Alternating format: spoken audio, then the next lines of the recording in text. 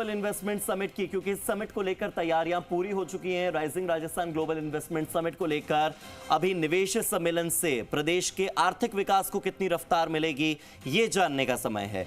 सवाल ये भी है कि क्या युवाओं के लिए इसके बाद रोजगार के अवसर बढ़ जाएंगे, क्या रिफाइनरी के काम में रफ्तार आएगी। ऐसे अनेक मुद्दे हैं, अनेक सवाल हैं जिनका जवाब मिलने वाला है। और उद्योग राज्य मंत्री के बिश्नोई से हमारे संवाददाता शशि मोहन शर्मा ने बातचीत की है। आपको ये बातचीत सुननी चाहिए जिसमें इन तमाम सवालों के जवाब हैं। राइजिंग राजस्थान हो क्यों रहा है, इसका उद्देश्य बताया गया है, देखिए। राइजिंग राजस्थान की तैयारियां अंतिम दौर में है। कल होने वाले कार्यक्रम से पहले हम बात कर रहे हैं प्रदेश के उद्योग राज्य मंत्री के बिश्नोई से। उनसे समझते हैं कि आखिर कैसे इस आयोजन के जरिए आप राजस्थान की नई तस्वीर बनाने का प्रयास कर रहे हैं, लेकिन प्रधानमंत्री नरेंद्र मोदी आ रहे हैं इसका उद्घाटन करने के लिए। क्या यही इसका सबसे बड़ा आकर्षण और सबसे बड़ा मैसेज है, या इसके साथ प्रदेश की विकास की कोई नई तस्वीर भी दिखेगी? देखिए, मैं इसमें आपको प्रधानमंत्री जी आदरणीय नरेंद्र मोदी जी के द्वारा राइजिंग राजस्थान का शुभारंभ, ये खुद में तो एक बड़ी बात है ही है। ये राजस्थान को विश्व के मानचित्र पर लेके आ रहा है। ये राजस्थान की नई दिशा बदलने वाला एक कदम है। ये आदरणीय भजनलाल जी ने जो प्रधानमंत्री जी से 2047 का विकसित भारत का जो एक संकल्प को ध्यान में रखते हुए राइजिंग राजस्थान का जो एक महत्वपूर्ण इस कार्यक्रम को मुख्यमंत्री बनते ही प्रथम वर्ष के अंदर जो आदरणीय भजनलाल जी ने एक कदम उठाया, ये खुद में एक 80 वर्ष के अंदर प्रथम बार ऐसा एक इतिहास रचने वाला कदम है। ये आने वाली इस राजस्थान प्रदेश की युवा पीढ़ी को उसका भविष्य निर्माण करने वाला कदम है। आने वाले समय में ये हिंदुस्तान के अंदर राजस्थान एक महत्वपूर्ण राज्य बनेगा, ये उसका कदम है। मंत्री जी समय समय पर रोजगार के अवसर बढ़ाने की बात कहते रहे हैं, सरकारी सेक्टर में भी, प्राइवेट सेक्टर में भी। तो जो राइजिंग राजस्थान है उसको किस रूप में देखा जाए? प्रदेश के आर्थिक विकास को रफ्तार देने के रूप में देखा जाए, या रोजगार के अवसर सृजित करने के रूप में देखा जाए, या सरकार और मुख्यमंत्री का इकबाल बुलंद होने के रूप में देखा जाए? देखिए, बजट घोषणा में मुख्यमंत्री जी ने स्पष्ट किया कि 4 लाख सरकारी और 6 लाख गैर सरकारी नौकरियां वो प्रदेश की जनता को देंगे, प्रदेश के युवा पीढ़ी को देंगे। और लगातार युवा रोजगार मेले भी आप और हम सब देख रहे हैं। अभी भी इसका ठीक इस कार्यक्रम के बाद में 12 तारीख को जोधपुर की धरती से मुख्यमंत्री जी युवाओं को और भी काफ़ी बड़ी संख्या में नई नौकरियों का उपहार दे रहे हैं। गैर सरकारी नौकरियों पर भी बहुत बड़ा काम मुख्यमंत्री जी जापान की धरती पर गए, कोरिया, जर्मनी, यूके, उन धरती से भी रोजगार के अवसर उन्होंने तलाशे हैं। चीज़ें प्रक्रियाधीन हैं। कुछ विदेशों की धरती से और भी कई जगह पर बात चल रही है। बहुत ही जल्द मुख्यमंत्री जी कुछ बड़ी घोषणाएं प्रदेश की जनता को किस तरीके से यहाँ पर स्किल्ड करके, तैयार करके और विदेश की धरती से वो विदेशी मुद्रा राजस्थान प्रदेश के लिए लेकर के आए। अभी तक ये काम पंजाब और केरला की धरती पर अपने को देखने को मिलता है।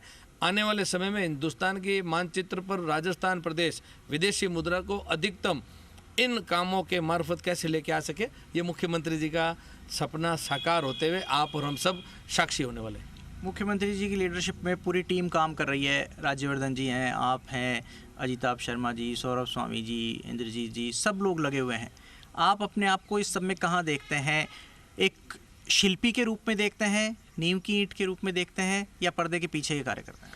देखिए, भारतीय जनता पार्टी का कार्यकर्ता खुद को कार्यकर्ता भाव में काम करते हुए बड़ा खुश होता है। हम लोग सब संगठन के व्यक्ति हैं।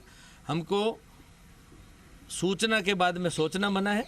जो हमको सूचना दी जाती है, जो हमको कार्य दिया जाता है, सिर्फ हम उस कार्य को करने का ध्यान रखते हैं।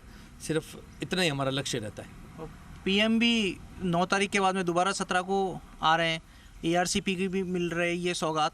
तो जो पानी और बिजली, जो बड़ी समस्याएं थी, वो किस हद तक दूर हो जाएंगी प्रदेश में, खासतौर से सोलर एनर्जी से और ईआरसीपी? देखिए, ये प्रथम वर्ष सरकार का, सफलतम प्रथम वर्ष सरकार का पूर्ण होने की खुशी में राइजिंग राजस्थान भी यहाँ पर है। उपचुनाव में जनता का आशीर्वाद भी यहाँ पर है। प्रथम बार बजट की घोषणा भी यहाँ पर है। और इतने छोटे समय के अंदर ये प्रधानमंत्री जी का खुशी का भाव है कि वो इस सफलतम प्रथम वर्ष में भारतीय जनता पार्टी की सरकार को बधाई देने के लिए और जनता को भी धन्यवाद ज्ञापित करने के लिए इस 1 वर्ष का जो कार्यकाल भारतीय जनता पार्टी का भजन लाल जी की सरकार का उनके नेतृत्व में जो निकला है उसके लिए वो यहाँ पर स्वयं पधार रहे हैं। और बिजली और पानी, जैसा कि आपको अच्छी तरीके से पता है, 2027 तक राजस्थान प्रदेश एक भी यूनिट बिजली बाहर से ना ले, ऐसा संकल्प आपने और हमने, ऐसी घोषणा आपने और हमने सबने भजन लाल जी के द्वारा बजट के अंदर भी देखा, विधानसभा से आपने देखा। और वही जो ERCP की अपन चर्चा कर रहे हैं, ये भी काम बहुत ही जल्द आपको ये सारी सूचनाएं, घोषणाएं आपको माननीय मुख्यमंत्री जी, माननीय प्रधानमंत्री जी द्वारा उचित समय आने पर बताई जाएगी। लेकिन राइजिंग राजस्थान में फिर भी जो 10% का पूर्ववर्ती वसुंधरा सरकार का आंकड़ा है, उससे ज़्यादा एग्जीक्यूशन की एक चैलेंज रही। कहाँ तक ले जाओगे आंकड़ा? उस कालखंड का वो सफलतम आंकड़ा था और इस कालखंड के अंदर हम हमारे प्रयास संपूर्ण जो MOU में नज़र आ रहे हैं और जो ज़मीन पर उतारने के लायक होंगे, जो फिजिबल होंगे, वाइबल होंगे, उन उद्योगों को हम राजस्थान प्रदेश फीसदी लेकर के आऊँगे। हम हमारा प्रयास अधिक से अधिक का करेंगे। तो ये है उद्योग राज्य मंत्री के बिश्नोई जो कह रहे हैं ज़्यादा से ज़्यादा MOU धरातल पर आ जाएं, इसी का प्रयास होगा और इसी के लिए सरकार पहले साल में राइजिंग राजस्थान जैसा बड़ा कार्यक्रम कर रही है जो प्रदेश की आर्थिक तस्वीर तो बदलेगा ही, साथ में युवाओं को रोजगार के अवसर भी मुहैया कराने में बड़ी भूमिका निभा सकेगा। कैमरा पर्सन संजय कुमरे के साथ शशि मोहन, जी मीडिया, जयपुर।